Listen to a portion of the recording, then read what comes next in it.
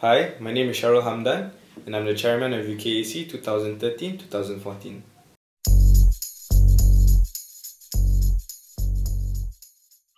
I make sure that I put equal emphasis on all aspects of my student life here. Being in London, there are a lot of distractions. At the same time, I got to make sure that I never take my job too seriously as chairman of this organization. My studies are always first priority, and essentially it's all about balance. If you can manage to find that balance between all aspects of your life, then you'll be fine. So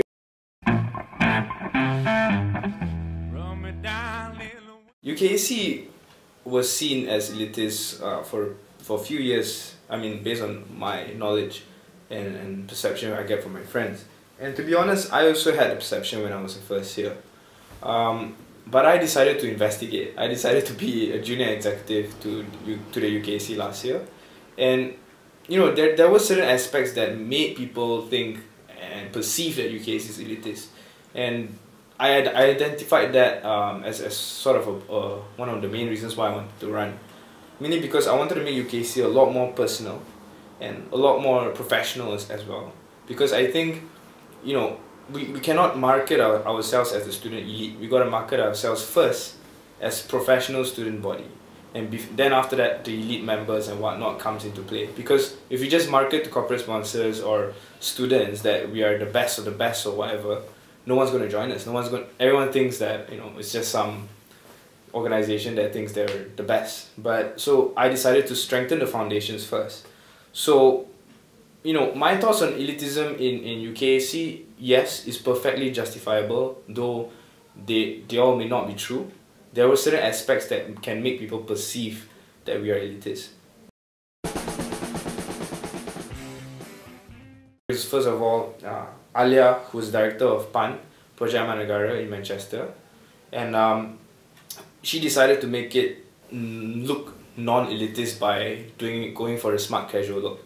And I think we had very good comments about that. It freshened up the whole concept.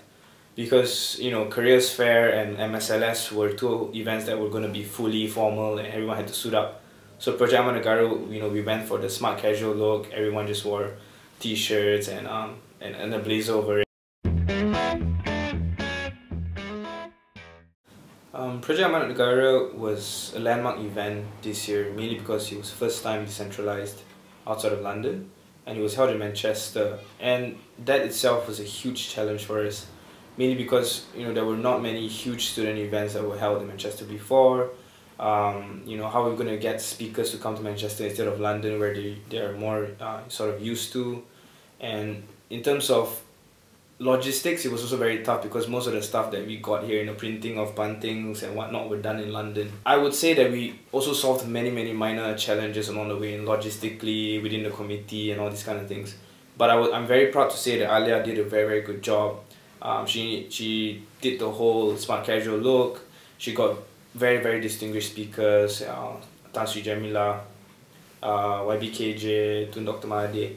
And these speakers really made the event work, and we are so thankful for them to actually taking the time to participate in the UKEC event.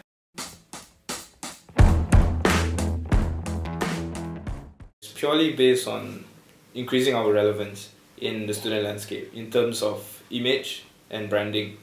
I think, you know, it's an organization that has lasted throughout 20 years, and with all due respect to the old logo, has been associated with so much history, and I can only imagine how important that logo has been as an identity to all the previous committees.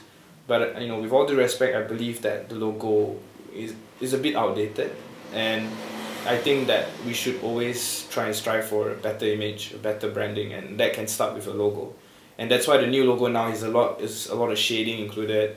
You know, we went through countless templates, believe me, and you know, it just looks a lot more modern. It looks a lot more dynamic, and that's the key thing that I wanted to achieve by changing this logo.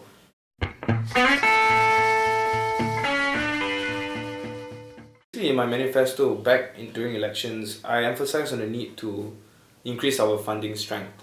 And because what we usually do is sort of year by year sponsorship by corporate sponsors back home.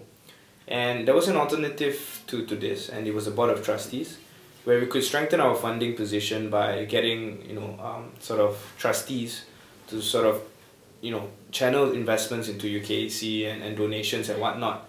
But the first baby step that I was very pleased to be able to pass by the Supreme Council during our OGM was the passing of the motion itself.